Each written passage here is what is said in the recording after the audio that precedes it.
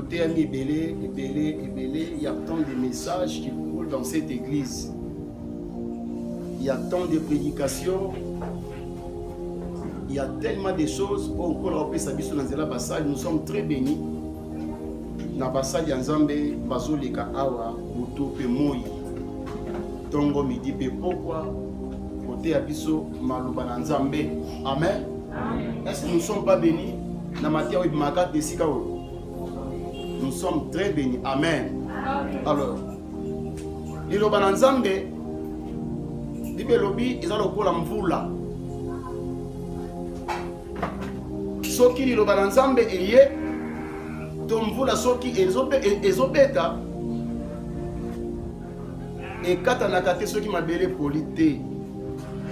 Là, nous sommes pour les bêtes comme mabele saranine et polaka. Au moins, vous savez, la flaque d'eau, monsieur, comme ça m'a belé poto, autant vous le comme il passe, n'est-ce pas? Amen. Vous voulez aussi la ciné. C'est de même que la parole de Dieu est alliée. Pourquoi? Parce que tous à côté à ma ébélé, est-ce que nous sommes vraiment arrosés? Est-ce que nous sommes bénis par rapport à ma théorie à ma nessica pour la semaine, si vous soyez dans la semaine, vous allez très bénis dans l'enseignement. Par prédication à côté. Alléluia. Alors, il faut le ensemble et apporter un plus. Il faut la parole de Dieu et même abisso musika makamu tuza ko kanisa te. Il le bananza fait comme abisso na kati na profondeur. Que on na yeba kite le ko bate yango lelo na yebi yango il faut na changer na sala boy na sala boy. Amen. Il faut que la parole de Dieu et même ma transformation na ba vie na biso. Tout à l'heure, la réconciliation, oui. C'est vrai, tout à l'heure, la réconciliation. Est-ce que nous sommes réconciliés avec Christ? Amen. Tout à l'heure, la réconciliation, vrai ou faux? Est-ce que nous sommes réconciliés avec Christ? Est-ce que quelqu'un peut se dire, je suis réconcilié avec Dieu? Ce qu'on a dit, vie, alors, on a réconcilié dans Zambé. Ce qu'on a dit, on a dans Zambé. Est-ce que tu peux te dire que nous avons réconcilié dans Zambé? Est-ce que est-il vrai que Dieu est une nouvelle créature? Tant que tu as mis ça, tu vas voir que tu vas dans Zambé. Tu vas réconcilier dans Zambé. Tu vas laisser tu vas être chrétien dans l'église, mais tu vas réconcilier dans Zambé. Alléluia. Papa Plamidi, mon frère bien-aimé. Papa Midiaka, comme la biso, tellement il va me pousser caca. Prends la craie. Comme la biso t'aime. D'abord l'obéissance et les sacrifices après. D'abord l'obéissance et les sacrifices viennent après. D'abord l'obéissance d'abord et les sacrifices viennent après. Toi qui papa, c'est les Français. L'obéissance d'abord ou d'abord l'obéissance et les sacrifices viennent après. Je vais expliquer ça un peu pour comprendre pourquoi d'abord l'obéissance et les sacrifices sont ainsi. Là, il me continue. Au commun de référence biblique, tout texte na tutorotanga na mukana Genèse chapitre 22 verset 5 à 14. Genèse chapitre 22 verset 5 à 14. Que Dieu te bénisse, papa. Ok, Betela Yesu maboko. Babina biso liboso kotosa. Liboso kotosa pe mbeka koya sima. Esengai na mwana réconciliation. Ayeba liboso kotosa nzambe sima kotumbela nzambe mbeka. Nani mokonzi? Yes. Batumbela kanzambe mbeka na kati ya désobéissance te. bakotumbelaka nzambe mbeka na kati ya vie ya mabetu ya mobulu te. Mais tout celui qui veut offrir le sacrifice à Dieu esengai na ye liboso azala moto akotosa nsima akende kotumbela nzambe mbeka. Nde mbeka oyo kozala agreye epai na nzambe. Nde mbeka oyo tosacrifice oyo nzambe akosepela na yango. Nde mbeka oyo mpona kopambola parceke pourquoi? Parce que moto esali mbeka atosi liboso, atosi baprincipe ya nzambe, atosi bakomando to balwa na nzambe. Esima moto akei kotumbela nzambe mbeka, ekolo akotala mbeka akoagreye yango parce que moto asali yango akei kotosa. Nani mokonzi? Batangeli biso na mokanda na Genèse. C'est un verset qui est évident sur le chapitre 22, le verset 5, dit na 14e verset. Oyebino yango très bien. Na lingi to lo bango lelo na ndeye mususu. Toke papa. Amen. Et Abraham dit à ses serviteurs. Abraham toko na biso ya yebisi basali na ye. Restez ici avec l'âne. Botikala awa na mpunda. Moi et le jeune homme, nous irons jusque là pour adorer. Ngai na elenge mobali tuzokende kino kuna po tokende kogumba mela. Alléluia. Amen. Nena fongola parenthèse moko Abraham alobi na biso abina basali botikala awa. Parce que moi et les jeunes nous allons monter là-bas pour adorer. Amen. Amen. Pendant que je faisais la lecture na Kamboyo, na comprendre peu que kopé sans nzambe zali pe adoration. Alléluia. Amen. Kopé sans nzambe mbeka kopé sa ba offrande ba dîme ezali pe moko ya ba adoration ko sala epai na nzambe. Alors maintenant nzambe ali ko agréer ta adoration ba toyo baza pene na ye. Bato sakaye. Nani mokonzi? Yes. Tu peux donner des offrandes, des dîmes au salibadon, mais ceux qui ont agréé adoration na yote. Il y a tant de gens qui adorent le Seigneur, mais bazali malamu te liboso na nzambe. Nzambe agréé la bangote. Peu importe ba dîme, peu importe ba mbon, peu importe ba don, peu importe ba au monde, tout ça là, ceux qui ezali malamu te, nzambe ko agréé adoration te. Nabi bien que nabi offrande de paix ezali moko yo ya ba adoration. Bible le dit dans Jean chapitre 4, l'heure vient et il est déjà venu où les vrais adorateurs adoreront le Père en esprit et en vérité. Tout celui qui veut adorer Dieu, tout celui qui veut faire des offrandes, des dîmes à l'Éternel et Dieu, et c'est grâce à la montagne où mais l'ensemble na solo pe na molimo. Ba pesa l'ensemble mbeka ya nzanga molimo te. Avant pesa nkolo mbeka esengeli liboso molimo azala kati na yo. Je mets en garde bato balobaka molimo na nzambe sala, molimo na nzambe loba. Ezala non molimo na ekoki koloba te aloba, c'est une personne. C'est la personne de Dieu. To sosifiaka molimo musanto te. To ba to benga molimo na nzambe azaka kati na biso. Po elobela biso non. Aloba na biso. Asola na biso azala na biso eloba te eyate aya asala. Nani mokonzi? Alors nazoloba mutalinga kumamela nzambe esengeli azala liboso na molimo na nzambe kati na ye. Sima ko adorer nzambe. Et nde sima offrande oyo ekozala agréé liboso na nzambe. Est-ce que tout le monde comprend maintenant? Amen. Sans l'esprit de Dieu, tu peux faire des offrandes, tu peux donner des dîmes, tout ça, au sein de sacrifice. Ceux qui posent mon obéissance, vous savez, il y a des personnes qui prêchent par l'expérience. J'avais un frère, paix à son âme, Joé Moulumba. Il était mon ami, Tokoli ensemble, Tokoli, Tovanida, Monanga, Nayeti, Abala, Kakendaki. Nous commençons à préparer Tokoli, Namamanzambe, séminaire sur le tabernacle. Même si mon frère, Tozano Mike, nous sommes au lingo, c'est un séminaire et un tabernacle. Ils ont un parcours aussi bakoli. Tikam, abingam nous enseignons à Bouga. Donc, il y a besoin de enseigner. Tous autres qui posent mon zaba bisoté. Alléluia. À ça, séminaire, nous commençons à ça des jours, tous les jours, à 4 séminaires et 4 ans. Nani Mokuti. Alors tout ça c'est dans nzambe amata tango Abraham azoba na basaki bien botikala ngana okende ko mata na ngomba pona sela nzambe na biso tokende ko pesa tokende ko adorer nzambe yona baki ete ko pesa nzambe ko pesa ba offrande zali pe moko ya ba adoration.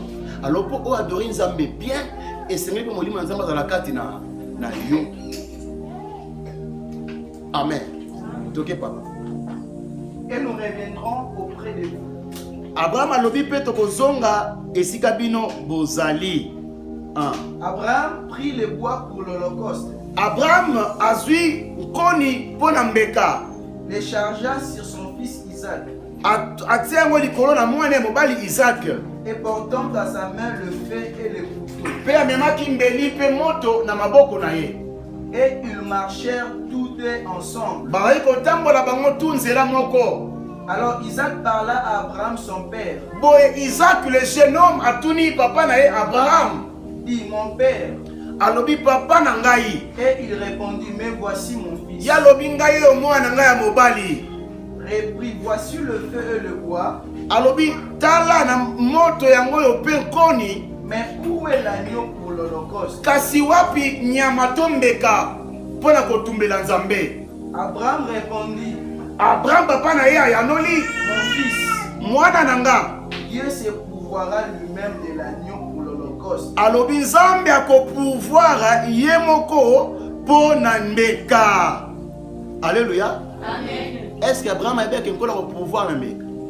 Pendant qu'Abraham partait pour faire l'holocauste, parce que Dieu lui avait demandé son fils, Dieu a dit à Abraham, va, monte là-bas, m'offre ton fils Isaac, ton unique, que tu aimes. Vrai ou faux? Il avait dit, Isaac, Abraham, matakuna na ngomba kende, ope sanga mwana na yo moko Isaac, oyo linaka ton unique fils, que tu aimes bien, mata otumbela ngai yembeka.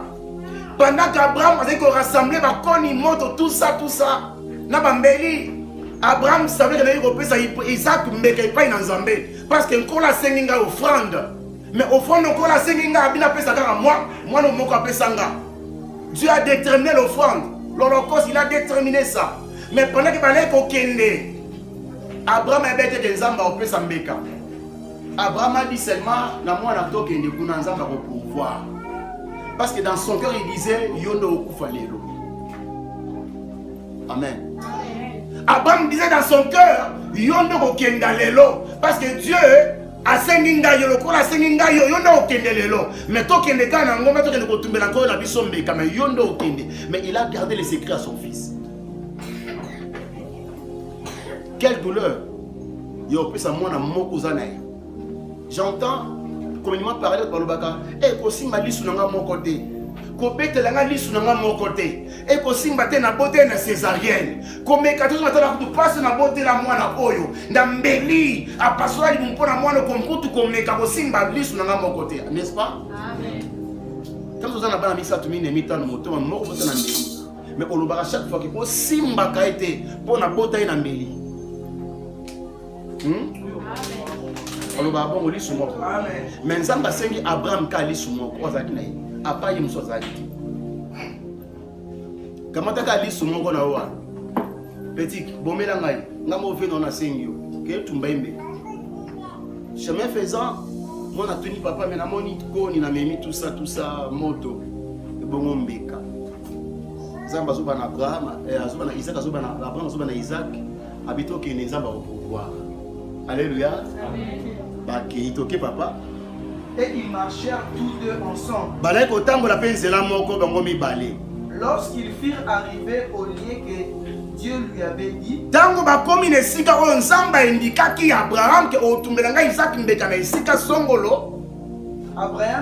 éleva un autel. Et rangeant le bois, il lia son fils Isaac. Alléluia. Isaac lokola même maison le bâti lokola Yesu Masia.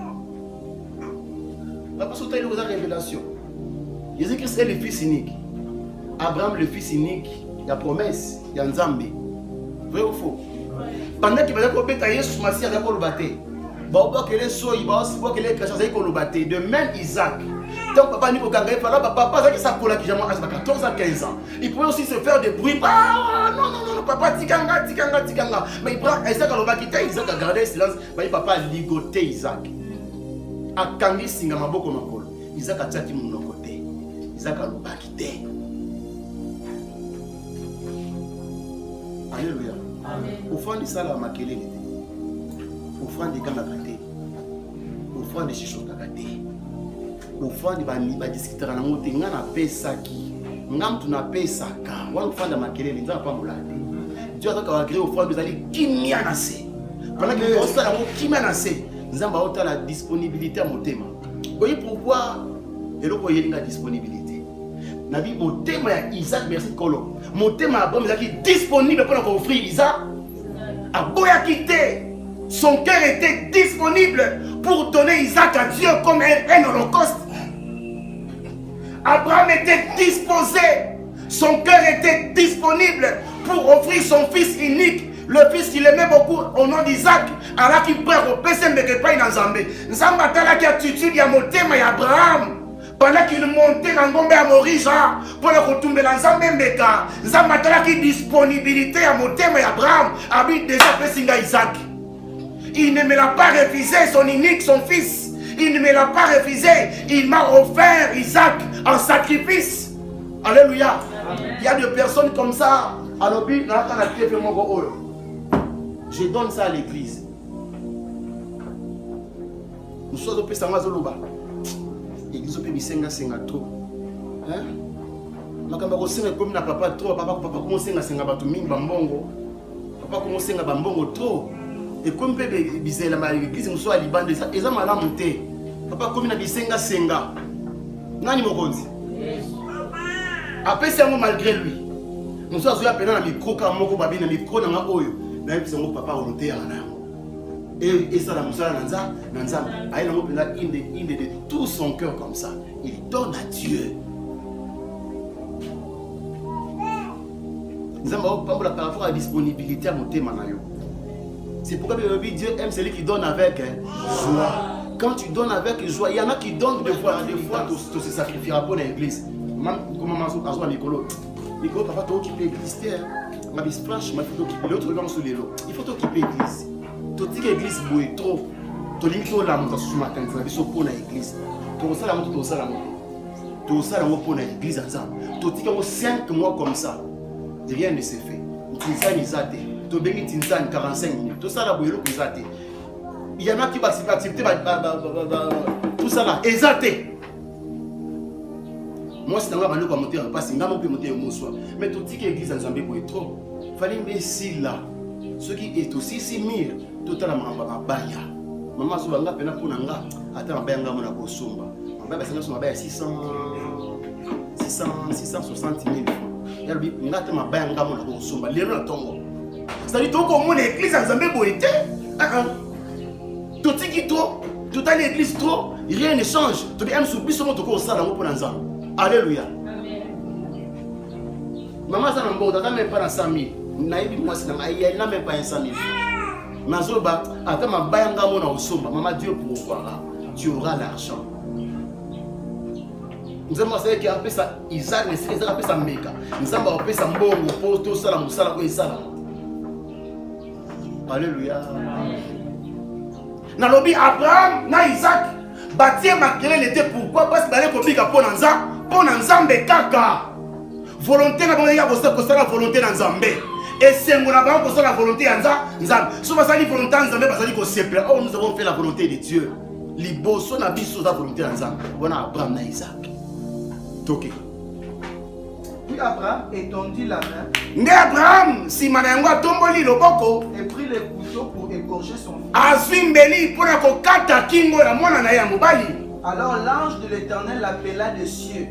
Moi je na likolo abengi et dit Abraham. Aebisi Abraham.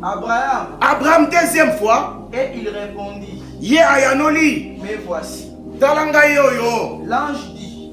Moi jalobi. N'avance pas ta main sur l'enfant. Kopusa loboko te likolo na mwana. Et ne lui fait rien. Pe kosala yete eloko moko te. car je sais que maintenant que tu crains Dieu et que tu ne m'as pas refusé ton fils, ton unique. Alléluia.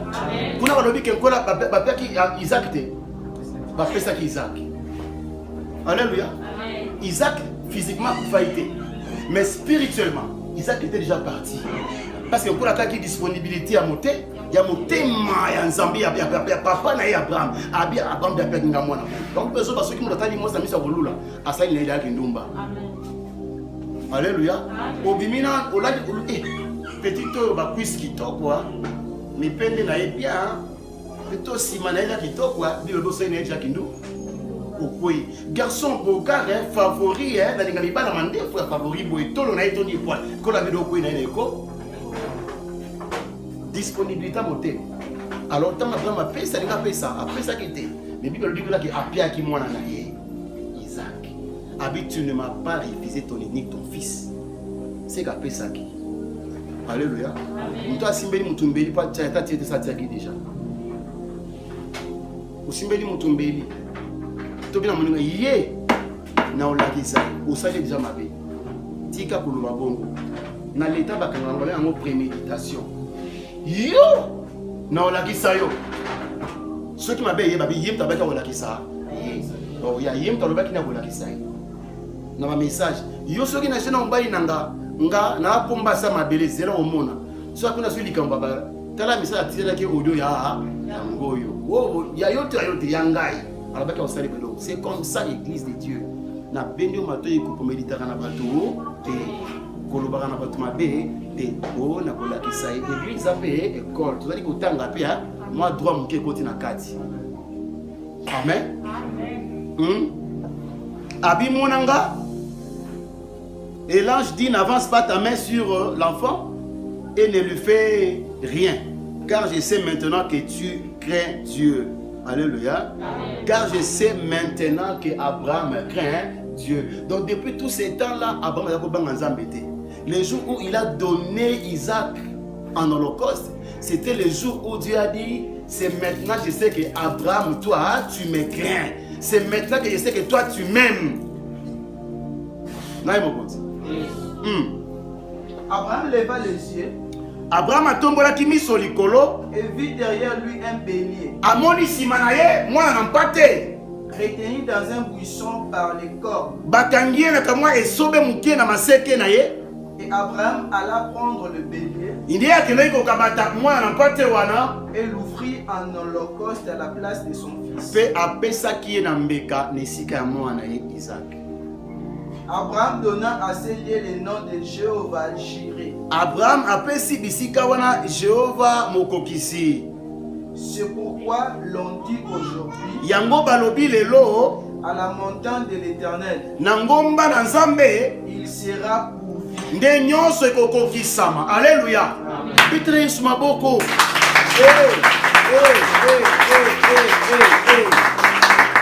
Nani mokonzi?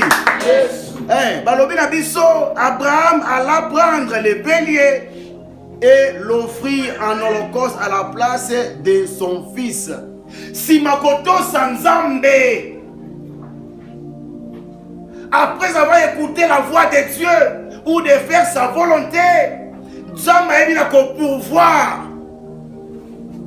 Asali ni boso l'obéissance. C'était l'obéissance. Abraham a obéi d'offrir en holocauste de son fils Isaac et plutôt unique Isaac. Dans la paix, si elle n'a pas apprécié déjà, il n'y a pas de moyen pour pousser le beau côté de Kaye. C'est le lieu où il y a un Zambé. Si je dis, attends, il y a un simaton, il y a un moniment en empathé. Atumbi mbekana isika ya n'est-ce pas? Soko lingi zamba pambola biso ke liboso. Toto sa liboso nzamba. Nzamba ko pouvoir dans tous nos besoins. Si tu veux servir Dieu, d'abord ton sans Nzambé. Ça la volonté dans Nzambé. Soko lingi ko la pouvoir dans tous tes besoins. Liboso yo kan Nzambé. Ça la plaisir ya Nzambé. Nzamba ko pouvoir dans tous tes besoins. D'abord c'est l'obéissance et le sacrifice vient après. Quand Dieu a vu La disponibilité du cœur d'Abraham. Dieu a donné un bélier à la place de son fils. Et après cela, Abraham a pris le bélier. Il a donné à Dieu comme un sacrifice. Au niveau de l'ensemble, madame, tout sans zambé. Au niveau de la pambola, na musala, na liba, na libota partout, na tout ça, na voyage, na étude, tout sans zambé. Tout ce que tu as besoin, au Kozongo, le Kola Matabisi, au Kolukate, nous avons pouvoir. Nous avons pouvoir. Au Kolelate. D'abord, c'est la volonté de Dieu. Moi, j'ai toujours dit aux gens, est-ce que na te kaka? Est-ce que na sala musala nini? Est-ce que madame nanga te kaka? A te kaka te, toi na kop moto sala kate. Bon, to futa anda kundeni. To lia kandeni. To la kandeni. Mais c'est un miracle de Dieu. Au Koluka biso, au comprendre ça, ça vient à biso. Nous payons les frais de Minerva Yaba Nabiso. Ils étudient dans une école privée. Nos enfants étudient la penza, pourquoi? Parce que Nzambe a la disponibilité à l'ité Manabiso. Tolibso toli qu'on servit Nzambe et nyonso bélier za komonana. Amen. Moi n'a pas tali komonana nesika tolela. So na pesi Bruno sacrifice. Na pesi Mercé Mbeka, na pesi la fille Mbeka, Nzamba lobi loko pesi ba Mbeka, habita la edita na sima. Tala moi $100 mo eza. Tala moi 200 mo eza. Tala moi 300 mo eza. Na moni au privé ba na Minerval. Au sali au pesi mbongo na église. Eh, bobi na rentrer sur le na 800 et quelques mille francs de Congolais. Oui ça c'est tant. Tozaki na moi na ngai foyer. Toki so biloko ba na classe. Tobi maman bitoko ta tombola. Toko ta tombola, tout ça liboso musala nzambe. So yo bakita tombola. Uniforme yek mona na suka. Tokata ki 400 et quelques mille francs. Isala musala église to bandela musala église. Vrai ou faux Ephraïm? Oui. Tout sacrifier ba. To yebe ba ba otanga ba otwa na sio classe ndenge il faut la Minerval. Ko la be yo ko le latin, tala moi na beli asampa. Tombola kamisu ikolo tala bele futela bana Minerva. Ngana kili ya ile. Ngata. Au futela bisonda. Moko baba ko futela bisonda ko 55 000 francs. To futela ndaka pasteur, papa batika ba vu awa. Nazwa papa 55 000 francs pana. Vrai ou faux? Il y a des noms. Il y a des noms. Il faut futela ndaka plus de ça, fois 4 fois 5 une bombe nazwa. Fois 5. Mais nazwa 55 000 nazwa sur le côté. Mais la futa ngonde bana ba otanga ndenge ba wala tanga ndenge ngambo na tanga moi si na mane d'abord l'obéissance. Josué soli pour la pesa beline sika mwana yo iboso to sanza salam salatza o alingi ko la pouvoir na tous ses besoins liboso to sana nzambe asala biso plaisir yanza d'abord l'obéissance et le sacrifice vient après. Dieu nous voit dans l'obéissance et dans le sacrifice. Pourquoi la vie sacrifice? Parce que pour te rappeler Nzambe est talangai. Na utaka arema banga na yaka église makolo ko kende ko zonga. Nzambe atambula na kima église et ça va sacrifice. Maintenant tu vas rappeler à Dieu comme ça. Mais d'abord c'est l'obéissance. Tu peux dire à Dieu Nzambe na futala ki Bruno Minerva Nzambe pona somba 6 tonnes na église. Nzambe kanisa Bruno, Nzambe kanisa biso to kufate. Nzambe otabi oui c'est vrai. Na ba sacrifice quoi la okanisa mais c'est l'obéissance. Est-ce que quelqu'un comprend? Amen. Toujours les le passé. Nzala. Misale zate. Boyna boy. Est-ce que nous obéissons à Dieu? C'est aussi la plaisir en Nzambe. Nani mokonzi? Yes. Nani mobikisi? Yes. Ah, babi si à la montagne de l'Éternel, hein, il sera pourvu. Baluka Nzambe na ngomba. Mataka na ngomba luka nza. Yo mataka na ngomba luka Nzambe te na ba ngomba te. Ngomba motema na yo. Chaque fois quand tu montes comme ça, tu cherches Dieu na profondeur. So ni ko luka Nzambe o matina molimo, ke na luka Nzambe ngayo liboso na yo. Il y a des prières et des prières. Il y a prière et prière.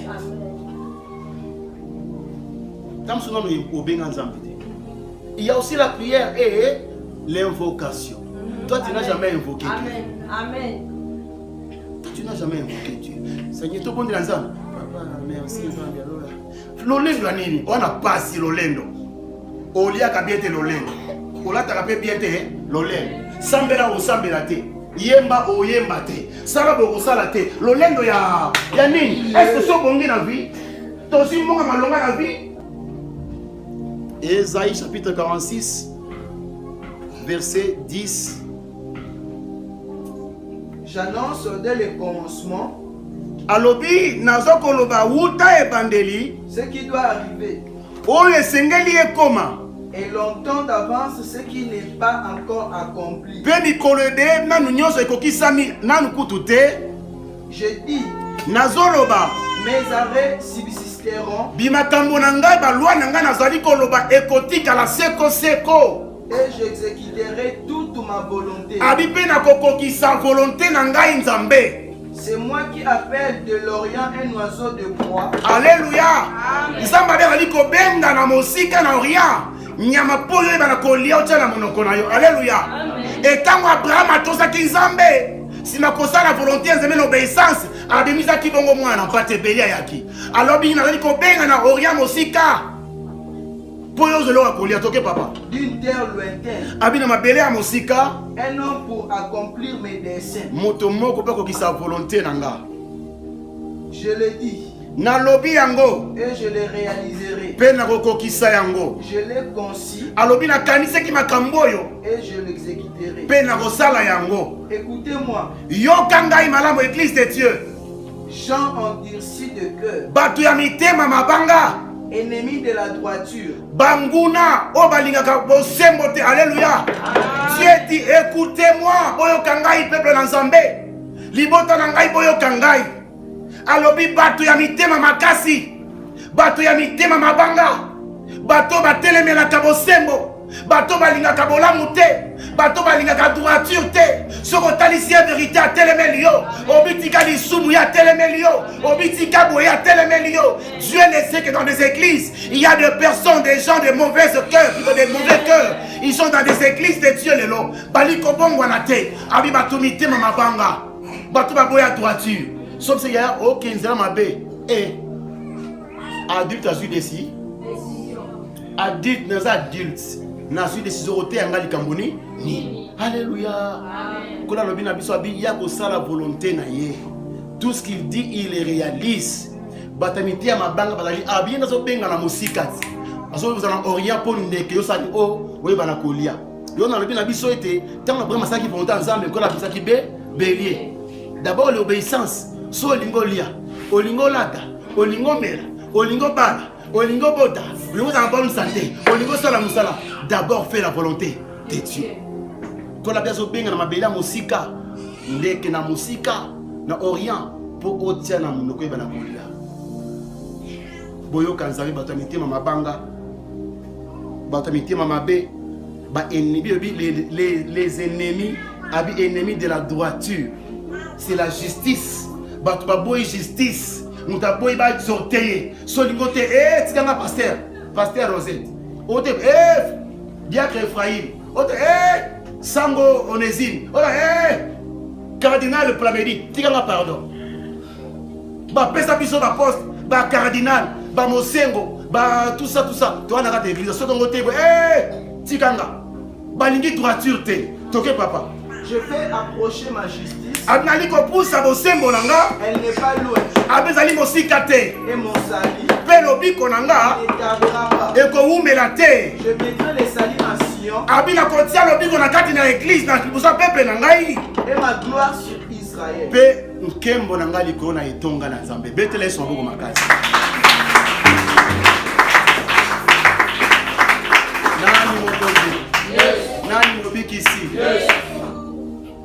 Ce qui parole est symbio. Montre-moi tout le monde a commis sans âme. Si cette parole t'a touché, tu vas élever juste ta foi. Kopa molanko banzambe. Salangana dans la désobéissance. Tu donnes dans l'obéissance. Nzambe na to sakayo. Abraham a sala volonté na yo bimisa bele ola pesa Isaac a quitté. Nde nyama no amona naki. Ngana ozangelo ko songolo. Na liaka na mutoki na pasi. Na lataka na pasi. Naza mutu apasi, oza mutu apasi, loba naza mutu yapa. Oza loba na mutema ke na mutu. Oba tena loba na mutema ke na mutu yapa. Oza loba na aba na mutu apasi te. Ah là ça va bien. na muta passe na prière Seigneur na muta passe wana albina munoko na moté moi loba lolendo nzamba hotel melayo loba nzambe de tout ton cœur na mutu ya pas na liaka na passe na lataka na passe na takisaka bana na passe tani na lukambo nzambe kanisanga sanga na koma kotosa yo po ete belia bima na esika ya bana kanisa nzambe lobela nzambe na belela nzambe nanga